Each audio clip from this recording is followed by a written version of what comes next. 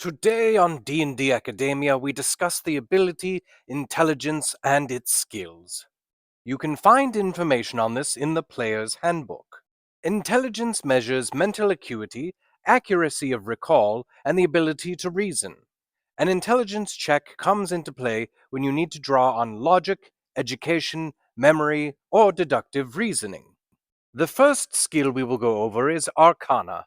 Your Arcana check measures your ability to recall lore about spells, magic items, eldritch symbols, magical traditions, the planes of existence, and the inhabitants of those planes, and in general, anything dealing with magic can relate to this skill.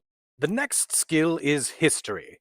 Your history check measures your ability to recall lore about historical events, legendary people, ancient kingdoms, past disputes and recent wars, and lost civilizations. The next skill is Investigation. When you look around for clues and make deductions based on those clues, you can make an investigation check. You might deduce the location of a hidden object, discern from the appearance of a wound what kind of weapon dealt it, or determine the weakest point in a tunnel that could cause it to collapse. Poring through ancient scrolls in search of a hidden fragment of knowledge might also call for an investigation check. Also, make sure to be clear about the difference between investigation and perception. With perception, you are just trying to see if you notice something or if you're able to observe it, while with investigation, you are specifically seeking something out. Our next one is Nature.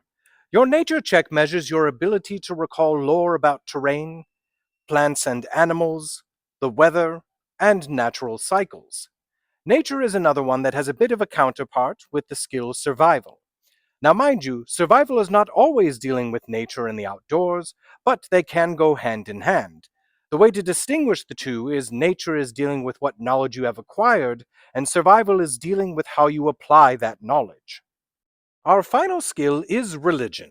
Your religion check measures your ability to recall lore about deities, rites and prayers, religious hierarchies, holy symbols, and the practices of secret cults.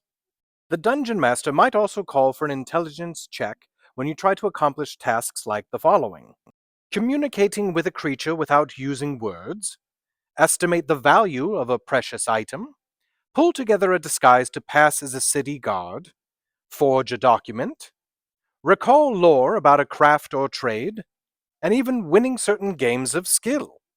The Dungeon Master can also use intelligence as a great way to fill in gaps for the players. For instance, if the party can't figure out a specific trap or puzzle, doesn't know where to go next, or is just having difficulty progressing in the story, have them roll an intelligence check. And then, if they succeed, they are gifted with the information they need to figure it out. There are, of course, other categories that don't specifically fit in one of the main skills mentioned previously.